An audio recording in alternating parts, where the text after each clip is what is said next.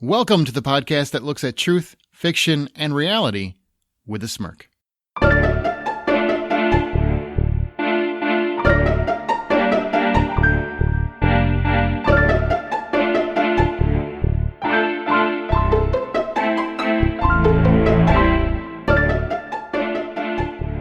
right, I'm Aaron Peterson. I'm Brian Williams. And welcome to Smirk. Each week, one of our hosts introduces an original story, which we then use as a springboard for spirited and lighthearted discussion, whatever the moral theme is. You notice we're a little bit light this week. This load is getting, it's a little heavier this week. I'm really glad you could join me, Brian Williams, to help fill in. But Amanda and Zack both could not be here, and we didn't want to just leave you without an episode, so here we are. Yeah, picking up the slack. Let me ask you a question, Brian, because obviously you're not a full-time smirker. No, it's been a while. That's not a thing that we just started that, like just now. But when it comes to writing, do you write much, or did you used to write much? Have you ever been a big writer? Some. I was good at stories for certain, like projects in school. It was never something I made any kind of effort outside of mandatory type stuff, really. Mm-hmm. I mean, I did take on a couple of projects. I got about a third of the way through a screenplay about, God, I hate to say 20 years ago now, but it's hard writing a screenplay. It is, because my brain's working much faster than what I want to write down. And it's the show, not tell, which can be hard to do if you've written anything else. You're like, wait, so I don't want to explain anything? No. Right. If you can't see it, stop talking about it. Frenzied driving scene, and yet you've got a 10, 12 minute scene, in your head. Yeah. And you just go, frenzied driving ensues. Yeah, it's a little bit different. It's something I have a knack for, I just haven't really explored it too much. Yeah, when we called you in last minute, you're an emergency hitter. You're a pinch hitter. It's all hey man, I'm a gamer. I am a gamer. It's all good, baby. Bring it on. Well, I wrote a story. If you're ready to do a story. Absolutely. You know how this game rolls, right? We tell a story, and then afterward we'll have a few questions about it. We'll talk about it, and I think you might like the topic. It's an interesting way to go. I hope. I'm digging the mystery of it. All right. And guys, if you like Smirk, every app has a share feature. Please do us a favor. Share this episode on your social media outlets. Make sure to rate us in your app. Sincerely, it does wonders. Now, it's time for a story.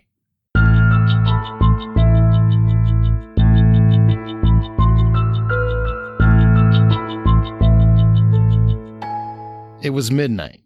Quiet, pitch dark out, and Jack was the first to arrive at the train tunnel. As he hid in the tree line, he could feel his heart's palpitations growing. What an awful idea, he told himself. Why he thought meeting these morons to hunt down an urban legend was a good idea was beyond him. And 30 minutes later, he was still waiting. Finally, an hour went by, and he knew he was duped. His quote-unquote friends set him up, and he fell for it, hook, line, and sinker. The idea that Charlie No-Face was even real should have been his first clue. Who could believe that hiding somewhere in this rundown tunnel, smack in the middle of nowhere, Pennsylvania, was some severely burned ghoul who shot electricity out of his fingertips? Jack suddenly realized exactly how gullible he truly was, and finally decided it was time to leave. He stood up and began to walk back to the parking lot, when a flash of light grabbed his attention.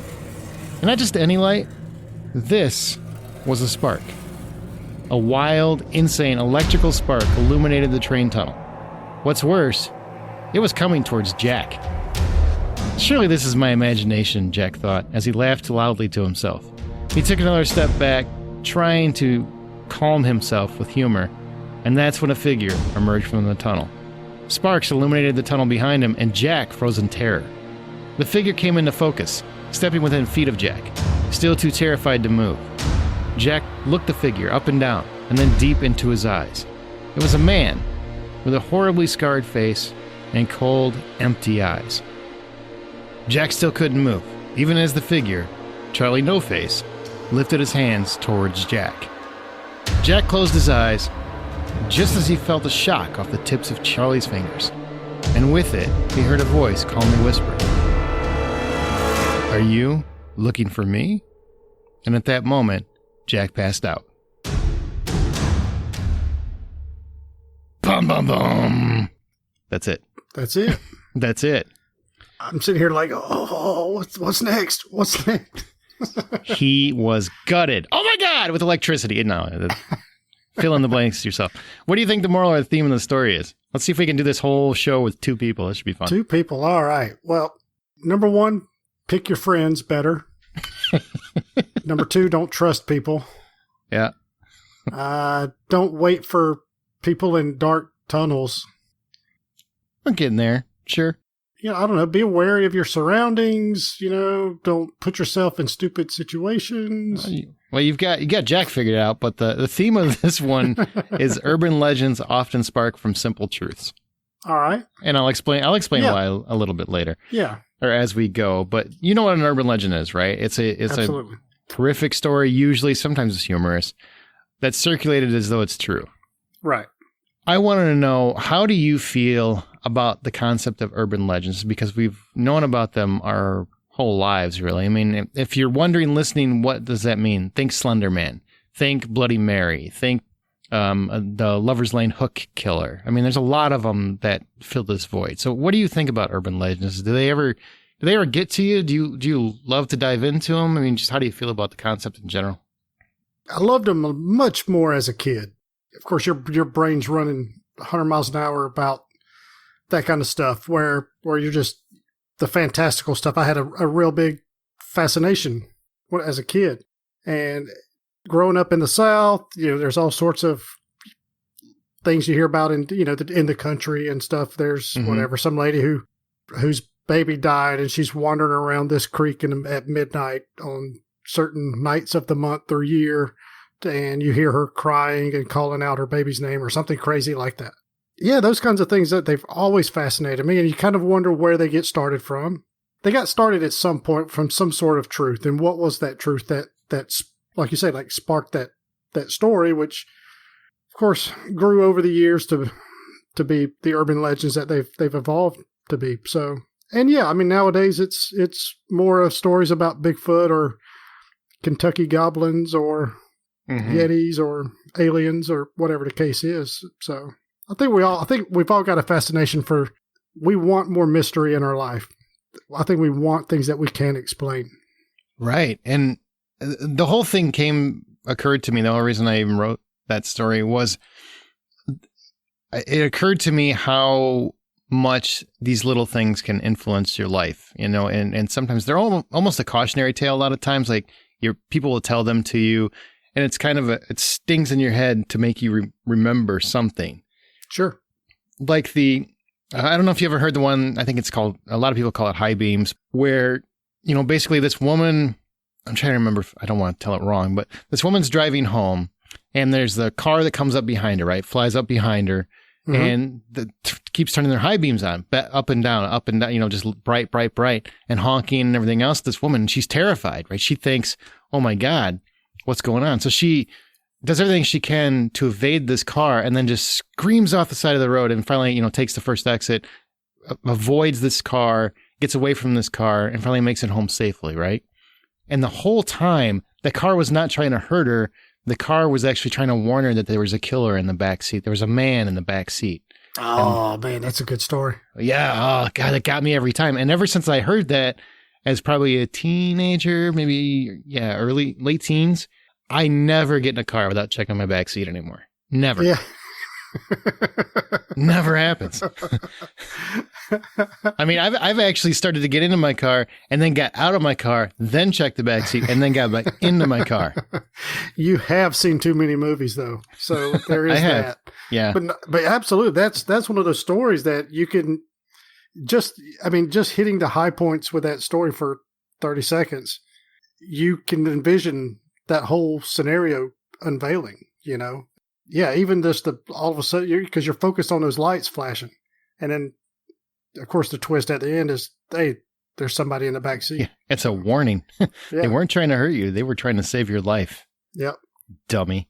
Should have just pulled up beside her and yelled out the window or something. You would think. Yeah, I think there's the story. When the story gets told, it's a lot more involved, right? And it's like they're doing it immediately because they see it, the person in the back seat. And so they just start doing it, and they do pull up beside her, and she just floors it because she's scared, right. Because people rightfully so. That would freak me out. Yeah. Now, do you have any favorite urban legends? I mean, I know Slender Man's probably the most popular recent one, but over the course of time? I mean, Slender Man, I'm not too familiar with, other than I know it got some bad publicity about 8 years ago, give or take. Yeah.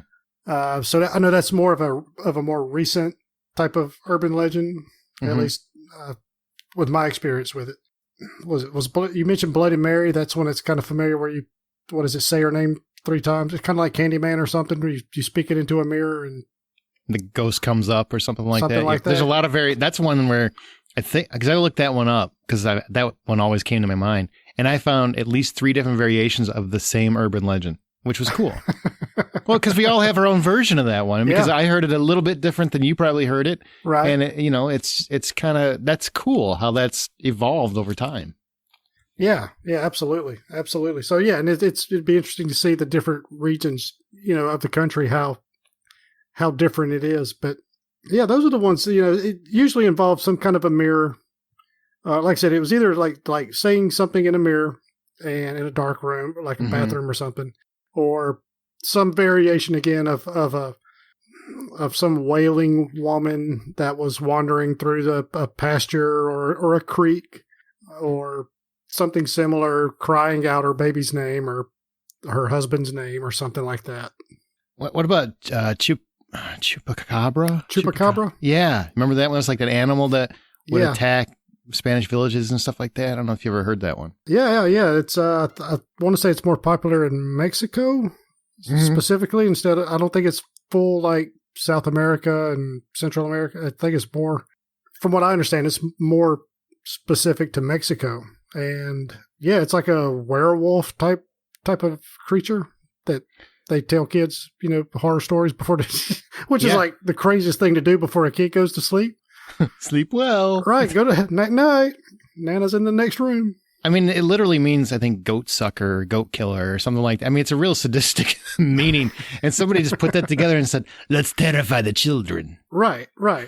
And apparently it was such a good idea, it spread like wildfire. So, it wasn't just one jacked up family. It was apparently a whole generation of them. People love this stuff. I mean, you use it to scare your friends. Parents use it to help scare their kids and keep them safe, because they, kind of like true crime does for us now. Our parents aren't around anymore, so we're just like, let's listen to true crime. Let's terrify to everything again. Good job. Yep. Nice. No, I know. I mean, but, and I miss being, it's been so long since I've actually been scared by a story or a movie, especially a movie. But yeah, kind of in line with the urban legend type stuff. My uncles, 2 of my mom's brothers, are just horrible practical jokers and teasers. And that's apparently where I get a lot of my my sense of humor and stuff as well. But I remember being a kid, there was me and a few of my cousins and my brother, and we were in the back room at my grandmother's house, whose house was in a really, really small dead end street. There were only like 4 houses on this part of the thing, and it backed up to the woods, and the river, the Chattahoochee River, was 100 yards into those woods. Okay. So lots of foliage, lots of thick ivy, the kudzu stuff. I mean, it's real, real thick woodsy. So it's real kind of dark and mysterious a little bit. So one of my uncles is sitting there telling us some story one Friday or Saturday night, telling us some little scary story about some creature in the woods, chupacabra type stuff. And the other uncle is outside with like a gorilla mask. And then whatever signal they worked out, anyway, he knew right when to do it. And and he comes up with his, like smacks the window, and all you see is this half glowing gorilla mask. And I can vividly remember taking one step from wherever it was I was sitting in the middle of the bed to the hallway, like leaped Michael Jordan slam dunking one step, and I'm like halfway down the hallway, and just I wish I could be scared like that from a story or a movie again. I wish I could have that just utter fear, but That's fantastic. Yeah, they were horrible, them sons of... I had a buddy in high school. This is a long time ago in high school.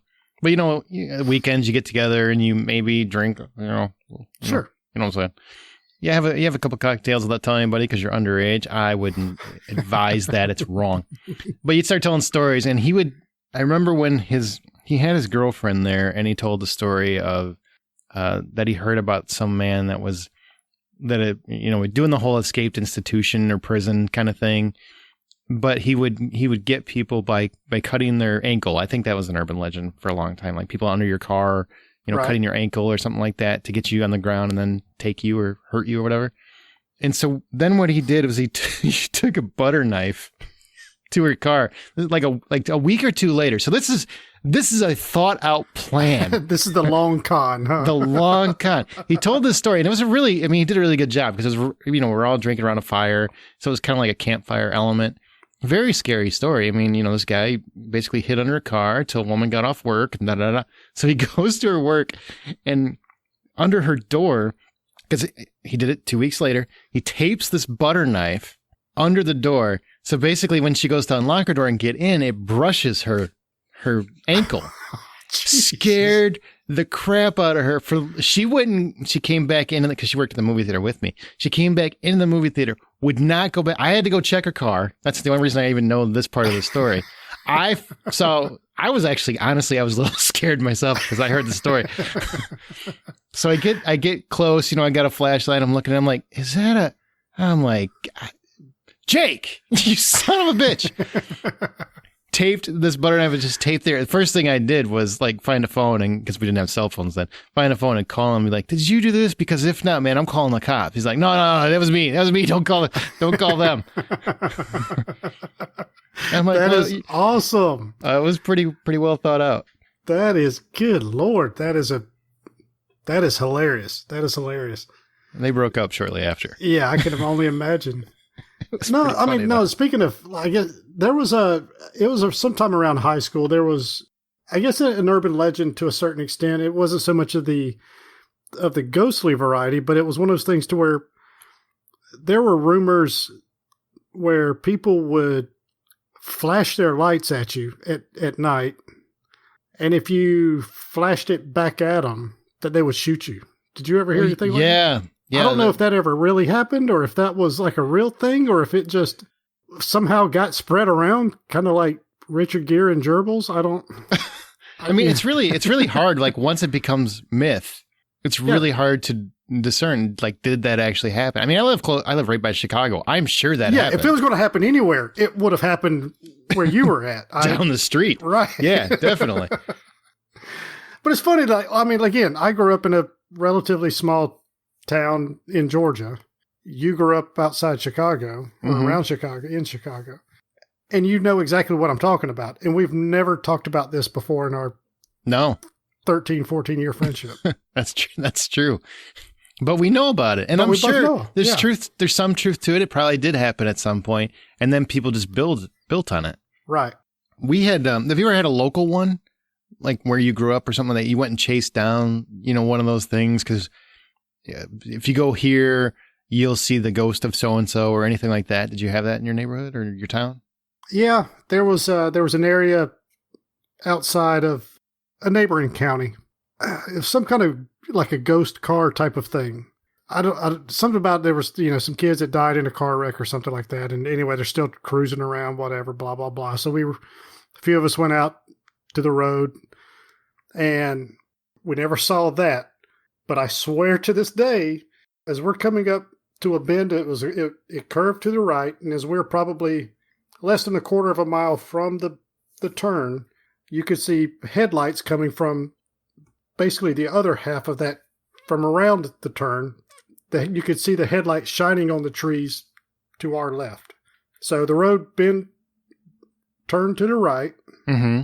And you could, when oncoming, you can't see the car, but you see the headlights. Right, you see it coming. Right, yeah. You see the shining off the trees. It was similar to that. Swear to this day that you could still see those lights, but never saw a car coming. Well, that's kind of chilling. Yeah. could have been the beer talking. I don't know. So there is that. So that's why I don't. I'm seeing a connection. Right. It's all There's coming a common together. thread there. Yeah. We had a local myth or legend or whatever that if you went, because Porsche, you know how, 20, 30 years ago when we were teenagers, because, we're a little older, when we would go, we had a lot of land in this area. It wasn't developed or anything. So Right. there's a lot of farmland. And there was a section not too far from here where the legend was if you could find the spot, which we all knew where the spot was, but everybody was too chicken to really go very often. If you could find this spot, there's a bridge. This girl, the legend was this girl a couple years back had driven her car and her car broke down right on this bridge. And she got out of the car and was murdered on this bridge. That was the myth and the legend. The legend extended, the urban legend portion of that was, and if you go out there in the middle of the night, your car will stall. Yeah. Or I'm sorry, if you go and you drive in the middle of the bridge and you turn your car off, your car will not. It won't turn back on. It won't turn back on. And it sounds like, well, that's the easiest thing in the world to disprove. But I can't tell you how many times. How many people will not go all the way with that. Yeah. Nope. We went out there, I'm not kidding, Brian, 6, 7 times at like midnight before we finally drove on that bridge and tried it. And every one of us, there was 5 of us at the time we finally did it. And at first it was me and my buddy Dennis, and he's just like, nope. We noped right out of there. And then we finally came back like 6, 7 times later, 5 of us on that bridge. Everybody in the car is terrified. Everybody's going to say that they weren't. They were all terrified. Everybody's holding their breath, just not, Yep. And that's what's great about these things is that there is that what if. What if, I know I'm 95% sure this car is going to crank right back up. We're all going to laugh at this. Yep. And we'll have a funny little story to tell when we go back to school on Monday. But that 5% is active. It's active. It's very active. It's like, if I'm wrong, we're really screwed up right now. And we've got no one to blame but ourselves because we know what's going to happen. Right. And the worst part was I had a 79 Monte Carlo, right? So it's an older car already. And it was nothing new, but it would always do the before it would ever start. Yep. That 3 seconds was the longest 3 seconds ever. Just waiting for that thing to crank. And I'm just like, oh my God. And everybody's in the car. Just turn it on, man. Just turn it on. Let's go. Come on. Yep. Oh, it's so funny. Because, people would say that they went out there and it happened to them. And they were lying out of their ass. Oh, yeah. But it worked. It scares you. It terrifies you. I can completely see that. I can totally envision that going down and that frightful, just hurry up, that urging just turn it, just go, man, just go. Get us out of here. What's worse is so many times just driving up to it and turning around because nobody would. And the guy driving is always the one that's trying to be the most macho. You know that? Like he's like, oh man, let's just do it. And then you're just waiting for anybody in the car to say, no, let's not go. All right, well, if you... well, if y'all don't make a big deal about it, fine. Chickens, all right, I won't go. Exactly. I just wait for anybody to even hint they didn't want to go. Oh, right. Sally doesn't want to go. Come on, we got to be safe. Sissy Sally, she couldn't do it again. Let's get out of here. Oh, yeah, absolutely. Yeah, no, that's funny. Yeah, yeah. I want you to think about it before you answer. And I know the instant reaction will probably be no. But urban legends are often what people are terrified of, right? And it's simple truths that people just grow into panic mode. And it gets amplified. People panic about it, da-da-da-da. Do you think things like, and I'm not saying they're not real threats. Believe me, I'm 100% not saying that. But do you think things like SARS and the coronavirus and things like that where they haven't quite hit, like you don't see the actual ramifications of it present, but people react as though it's a full spread pandemic. Do you think that is technically an urban legend on a smaller scale? Or do you think that the things that have happened in the past have feed that fear? I don't think it's so much. an urban legend, because legend implies that it probably didn't happen, or it didn't happen the way that it should, that it's fair. That it's being told this is happening. Mm-hmm. Is this urban irrationality? We started a new thing. Absolutely. Are people is this urban overreacting? 100% yes. Yes. And just for the record, please, whenever this comes out, coronavirus is still a big story. Just continue washing your hands. Don't sneeze on anybody. We'll get through this. Yeah, it's going to be all right. When temperatures start warming up and everything, it's going to dissipate. This isn't the end of the world. We've done this twice in the last probably 10 years with SARS and avian bird flu or something. Yeah, oh yeah, bird flu. Yeah. So we've seen this before, very, very recently. It's going to be okay. So yes, it's some overreacting, some irrational, borderline panicking, but I don't know if it's quite an urban legend. Okay, I was just curious. I mean, that's something that really I was thinking about as we were doing this, just because it's present right now, right? And you see people. I mean, I know people that are very intelligent and they're having a very dramatic reaction to it. And it's one based on fear, which very frequently is what an urban legend is. Now, let me ask you a different question. Okay. So Slender Man, that was an urban legend that went wrong. And I don't know if you know much about this, but Slender Man was basically this really cool urban legend for a long time where this very slender, creepy man would be in the back of pictures randomly. And the internet went wild with it and started putting this man in everything. And there was a lot of great fan fiction based on Slender Man. They basically created this whole thing surrounding Slender Man. It ended up being tales of murder and suicide and a lot of others. I mean, just a lot of different things. Fiction was created because of that. And then there, unfortunately, in Wisconsin, where two young girls attacked one of their friends and said that they did it because Slender Man, they wanted to appease Slender Man. Is it possible for urban legends to be a bad thing, or is it just a matter of that was just those two girls? Because we grew up with this kind of stuff, and we just talked about, we had fantastic memories about these nightmares that we lived, basically. Very visceral nightmares and like legitimate fears. Yeah. I never wanted to appease any of them. No, I wanted to get away. Right. I didn't want to do them any favors.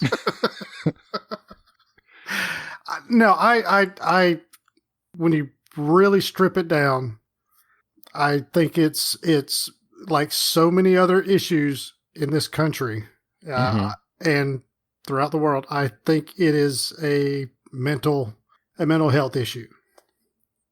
In their case, probably just more simple that mommy or daddy didn't love them or hug them enough or something like that, or give them enough attention, or I don't know. I don't know the details. I know like the headline of that story, and that's kind of about it. Right. So they're looking for acceptance in some capacity.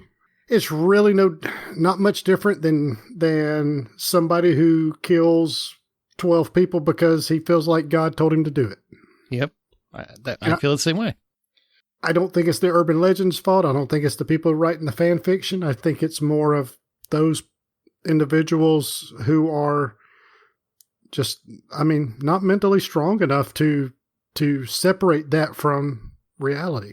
And those last two questions, I just kind of brought up because we were talking about urban legends, and what I wanted to kind of get to, like, what do you think feeds that? And I'm with you 100%. It's just, I feel for that young girl that was attacked, and that whole situation was horrible. And it was in Wisconsin, which is near me. So it's neighboring. So it's very present in our minds here. But, a lot of people were calling for, get this kind of stuff off the internet, get it out of there, da-da-da-da. I'm like, I can't tell you how many great memories I've had because, and obviously this is an exception. There's always going to be a horrific example of whatever you love going awry. Mm-hmm. Whatever, Dark Knight, that whole theater incident. Look at that. I love movies, and that's a damn shame. It almost ruined an unrelated movie.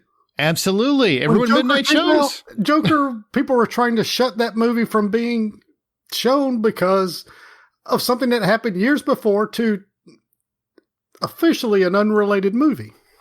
I know Joker and Batman are connected. I know that. Don't please. And there's if anybody knows that, it's me. However, the movies are not related other than both properties are owned by DC or Warner Brothers, whatever. And those are like our modern urban legends where we build a panic and fear in our minds based on previous events that this is going to be even worse. And that happened. You're right. With Joker, that came out. Remember, everybody was telling us, you can't, this is going to happen. That's going to happen. There's all this protection being taken place. And then it played for months and there was nothing. Nothing. Not one incident. Nope. In my mind, all of these incidents are mental health issues. I agree.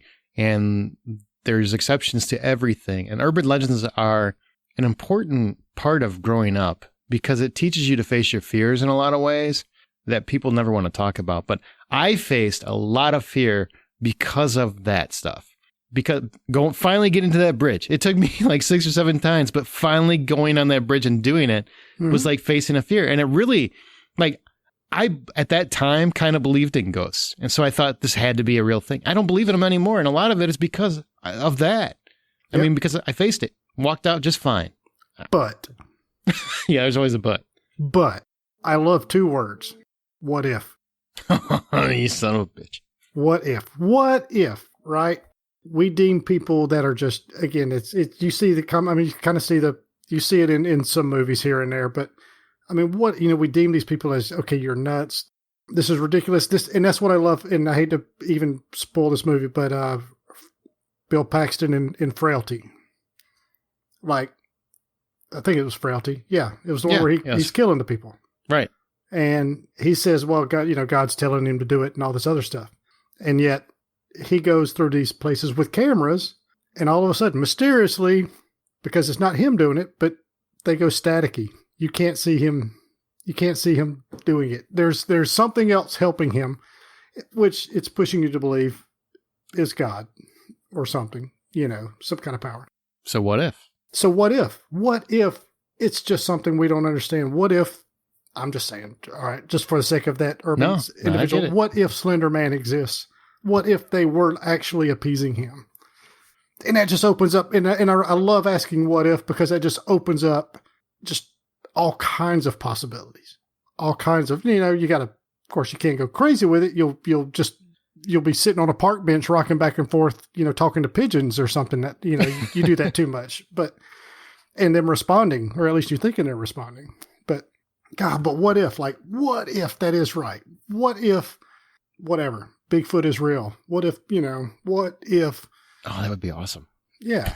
So those kinds of things. It's like, that's a great point. But I love when I see these people like, they got some crazy, like fantastical story that whatever, the Teletubbies told me to, to steal $80,000 worth of products from Walmart. Well, that's absolutely ridiculous. However, what if, what if they actually did? What if they were hanging out behind Walmart and some dude dressed as a Teletubby with 4 matching vans filled up with cargo? That's actually brilliant. The next time you feel like an urban legend could not be true, just ask yourself, what if? What if? I like that. And you can spend the next you don't have to spend the next 2 weeks thinking about it or dwelling it or going down some rabbit holes, but take like 5 minutes and just go down different avenues of what if. What if? That's a great way to end. All right. What do you think the story was truth or fiction? God, well, I'm not off to a good start. So I'll go, I'll go with false. It's true. Of course it is. His name was Raymond Robinson, and he had suffered a severe accident involving an electrical line that left him with a disfigured face. And because of this, he became a bit of a recluse, staying inside during the day and only venturing out at night. He didn't really do any haunting. He was actually very friendly, and he would occasionally let curious teens take pictures with him in exchange for cigarettes. So he was Deadpool without all the cool fighting skills. Or the clever wit. Or the clever witty banter. But, All right. And the title of my story is The Spark of Charlie No Face. Ooh. God, that's like a cool name. That's like a mob name, though. You know that's what I mean? actually, but that's what the urban legend called him. It's actually in Pennsylvania. This is a Pittsburgh area. And they called him Charlie No Face. That was actually what they called him. Wow. It's kind of a cool name, though. And it was cool to find. I was really hunting for an urban legend that was proven to be true, because I didn't want one where people thought it was true, or they kind of, I wanted one that was true, so I could fool you, I guess. Well, obviously it's not very hard. I mean, you said it. As the show goes, we will occasionally pick listener stories to read and discuss on Smirk. If you'd like the chance to have yours read, email it to mystory@smirkpodcast.com. If you like Smirk, please share the show on your social media outlets. You can also join our Facebook group, follow us on Twitter @SmirkPodcast, and be sure to use the show's hashtag. When you subscribe and you rate us on your podcast app of choice, you can also check out our website at smirkpodcast.com. Brian, thanks so much for doing this, man. I was really worried about having it just us two. I think we did great. I'm really stretching to kind of pat myself on the back. I hope the audio picks it up. Yeah, hope we don't have any issues. I'm thinking, you know what, this load ain't that heavy to carry after all. We got this. We got this. I can't wait for them Zach, to listen. Sorry, Amanda. Love y'all, but y'all fired. All right, everybody. And as you write your own life stories, always remember to tell them with a smirk.